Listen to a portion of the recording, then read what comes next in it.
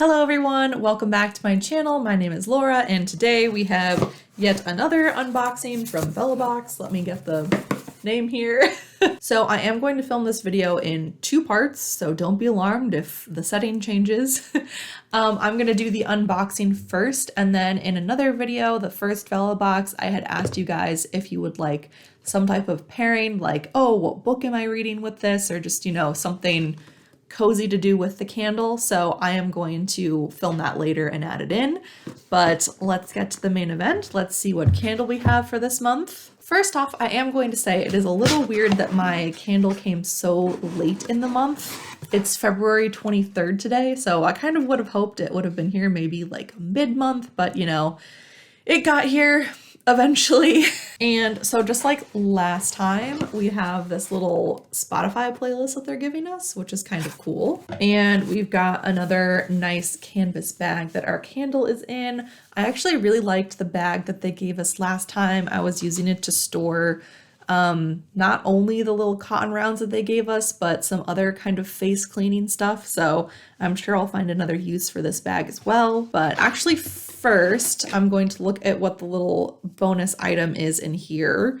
So this is an Aromatherapy shower mist, which is cool. I feel like that can kind of go along with the theme of like relaxation, if maybe not necessarily in the shower, but like in the bath. I do have one of those little trays that you can put in the bath that sometimes I take a book in there. So if I have the little candle going, I could spray this nice scent and have a good smell and just have a little relaxing time. Ooh, okay, I can smell it already after taking that off. So this is in the scent Morning Calm. This is what it looks like. It's from the brand Essence One. It's apparently handcrafted. The instructions say to shake before use, and then it says to mist 8 to 10 pumps into the shower stream. So I guess, yeah, if it's steam, that's the word. So yeah, I guess if it's steamy, the scent can probably circulate a little bit more, but I'm just gonna spray it here so I can smell it. Gotta get a couple pumps to warm up. Ooh, okay. I'm trying to think. Okay, so there's definitely something a little minty in there. There's let's see. I'm trying to think. I am really, really bad at determining scents if, you know, you're not telling me what it is. So yeah, there's definitely something else besides mint in here that makes it a little bit more like earthy, but like the mint is the only thing that I can concretely tell you I know what it is, but I do like that scent. So there's a whole like 2 ounces here in this mist. That's kind of nice. So there's a little story about this as well. Essence One was born out of a need to help founder Lauren Van Scoy through her own mental health journey. With a certification in aromatherapy, her products are guaranteed to smell amazing, uplift mood, and literally melt away tension. Their mission is to break the stigma that surrounds mental health by giving back a portion of every sale to support mental health programs for youth communities. Smell good, feel good, do good. So always handmade with 100% natural ingredients. These products have an added aromatherapy benefit to help inspire a less stressed life. And I guess if you use the code Vellabox15 on their website, you can get 15% off. So if you like aromatherapy stuff and would like something like this spray, head over to essence1.life. Okay, let's see what this candle is. Ooh, okay, this is funny. So one of my friends, hi Kelly. So this is funny, it's from Forget Me Not Candle, which I'll talk about in a second, but one of my friends, after watching this video, signed up for Vellabox as well, and she got her candle yesterday, the day before me, and she was like, oh my gosh, I've ordered candles from this place before, like a year ago. And I asked her what scent she got, and it was this one, Cozy Cashmere, and we got the same scent last time too, so I feel like we probably have very similar profiles. Let me see what this is. Okay, so this is vanilla orchid, cedarwood, sugar jasmine, creamy vanilla bean, and white musks. I like this smell, but there's definitely There's something in here that I feel like I probably wouldn't normally buy, but it's still a very nice smell. That's what it is. I was gonna say there's the kind of vanilla smell, but then vanilla bean. I was like, there's something in here that reminds me of like desserts or baking. And I think it's definitely that vanilla bean smell, but I like the jasmine as well. I recently got a jasmine hand cream, so this is reminding me of that too. So it'll be nice to have something like a little bit different, and it's also like a very fresh scent. There's a little thing here about forget-me-not candle. So I guess when founder Gabrielle noticed a gap in the market for modernly designed candles that were actually fragrant, she created Forget-Me-Not. Her mission is to get cleaner candles burning in every home. This women-owned business hand pours each candle with care in their Tennessee warehouse. These long-lasting candles are 100% vegan, free from harmful chemicals, making them safe for pets in your home, and will never cause headaches. It's really this simple: candles should smell good and be good for you.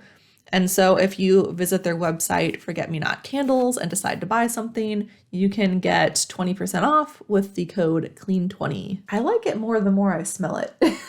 Hello everyone, I'm back as promised to talk to you about a book. But first of all, let's light this candle because I haven't done that yet. Okay, so I'm lighting the candle for the first time to talk about the book that I've been reading. And I'm going to be real with all of you guys. This one has been a slog to get through. Okay, we got our candle lit, we're feeling cozy, now we can talk about a book. So I've actually been putting this video off because I was having a lot of trouble thinking about a book to tell you guys about.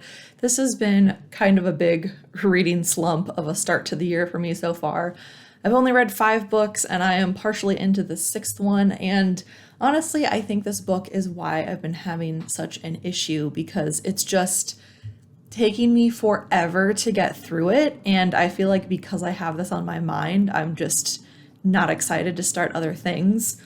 And that would be House of Earth and Blood, Crescent City #1 by, I almost said Cassandra Clare, by Sarah J. Maas. I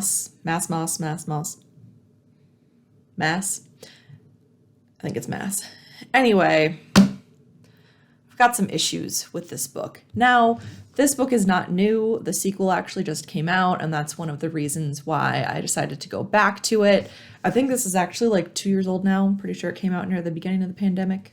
And the reason why it took me so long to get around to it in the first place is because I started reading it and it just didn't interest me. Like, the characters weren't gripping me. So when the second book came out, I thought, okay, I'll give it one more shot. And I did hear from a lot of people that they also had issues specifically with the first half of the book, and that after the second half, it really picked up, things got better. But I'm so close. I am probably about, the thing is, this book is 800 pages long. So to get past the first half is no small order. It's been a while. So I'm at like page 350, I think. So I'm almost there. But this book has such a serious pacing issue. There's just, at least with the last huge book that she wrote, it was like borderline erotica, so at least you could be like, aha, another sex scene here. This is at least interesting. The 2 main characters in this haven't even kissed yet, and I thought it was going to be, she's really kind of... I'm rambling. Okay, let's rewind a little bit. So this author, if you have no idea who this person is or what this book is, she has written a couple different series that are kind of high fantasy series. I first read one of her books about 6 or 7 years ago. She's got the Throne of Glass series and the A Court of Thorns and Roses series, both of which have been pretty popular. And this most recent series is the first one that's out of that kind of established fairy world that she'd built with those other 2 series. Now, as time has gone on, her writing has kind of gotten more and more adult in that it's leaning heavily into the romance aspect of things, as well as being a kind of high fantasy novel. And this book is interesting because it's set in a city where there are all sorts of different factions of different creatures, and there's essentially been a murder, and this girl who's the main character is teaming up with this guy who's, I guess, the closest thing you could say to what they have is a police force, and they're trying to figure out who done it. But that one aspect of the plot, it just seems to be forgotten a lot of the time. They meander, they do different things. It's just so boring. I don't know what's going on half the time. I feel like there are so many scenes that don't need to be there. And there are definitely a lot of books that I've read before where it's nice to get like a little slice of life here and there, but I feel like what some scenes, there's not anything technically wrong with them, but it's just so far away from the main point of the plot. Sometimes I feel like we've forgotten what we're doing or where we're going or what the point of this is. Okay, so I had a smaller candle down here before, and I guess I can't put a big candle here because there's not enough space for the flame to not start burning the bottom of the shelf, which is what just happened right now. So we're gonna move this bad boy because now I can't smell the candle. I just smell smoking cheap fake wood. I guess my main issue is that I really want to like this book. I'm really trying to cut it a lot of slack, but I feel like because this author has had so many popular books in the past, her editors just kind of give her a pass to do whatever she wants because they know it will sell. And I feel like there's so much of this that should have been cut out or just changed in some way to make it more relevant. Another problem that I have is that this author seems to do a lot of kind of copy and paste with a lot of her female protagonists where they've got some type of intense trauma in their past and no one can understand them, and the male lead thinks that she's superficial in some way, but then he realizes how deeply wounded she is and how she's putting on a facade, and then they like trauma bond with each other, and it just gets a little old sometimes. Sometimes to me it seems like she doesn't know how to write an interesting lead unless they've had something super traumatic happen to them in the past. I do know that a lot of people also have really liked this book, and I'm hoping I can get to the point where I start liking it. So if you've heard of it or read it, I wouldn't say pass it by, maybe give it a chance. You might be more interested in it than me, or if you do really like it, feel free to let me know in the comments below. Wow, the smell of that burning wood is really bad. Also, I'm sorry if you can hear my laundry down in the basement. I started doing a load and I forgot that this room is directly above the dryer, and so it's just making a lot of noise. As I said, I'd been delaying doing this video because I hadn't been reading too much, but I also do want to mention another book that I read recently that I really did like, which was The Last Graduate by Naomi Novik. And this is the second book in her Deadly Education series. So I think that this second book is actually even better than the first. I liked the first one, and then I really, really liked this one. I thought it fixed a lot of the things that were slight issues for me in the first book. And this is I've heard it described as like murder Hogwarts. So the premise of this book is essentially that there are wizard kids from all over the world, and while they are young teenagers and they're mana or kind of like magical potency signals, I don't know.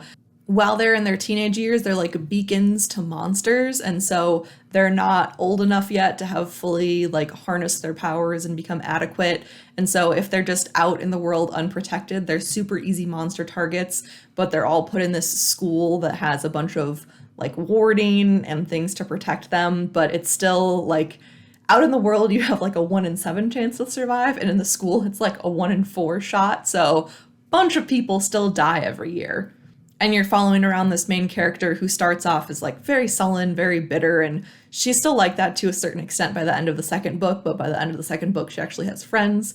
But anyway, she's been given this kind of prophecy that she'll be like this bringer of doom and destruction, and she struggles with very easy things, but anything that's like a death to thousands complicated murder spell, she's good with that.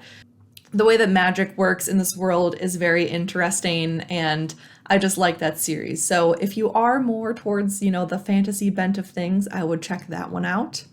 And then if fantasy is not your thing, I also read Our Woman in Moscow by Beatrice Williams, which is a historical fiction book that's somewhat based on the Cambridge Five, which was this big scandal back in like the 40s or the 50s where there were a bunch of people who were actually Soviet spies. And so this is the story of two sisters and how their paths kind of diverge One of them ends up marrying a man who becomes a leaker to the Soviets and they defect to Moscow. And then her sister, who's back in New York, gets a letter and realizes that the sister in Moscow wants to escape. So the sister in New York teams up with an FBI agent to help get her out. But a lot of the book actually focuses on their time together 12 years earlier in Italy, when the sister who goes to Moscow first meets her husband, who's the defector, and they fall madly in love, and what caused the rupture between these two sisters, why they haven't talked. So it's a bit hard to talk about the plot because what is on the dust jacket doesn't actually happen until you're like halfway through the book. But I found it to be very interesting. The characters were very compelling, and if you like historical fiction, that's a great one. So those are my recommendations, so you can curl up with your cozy candle and get to reading. I hope you all enjoyed this video. I'm sorry it was a little bit rambly, but sometimes when I talk about books, I have way too much to say. So if you would like any type of review videos in the future about what books I'm reading, feel free to let me know because I could do that too. And I hope you'll have a great day. See you in my next video. Bye!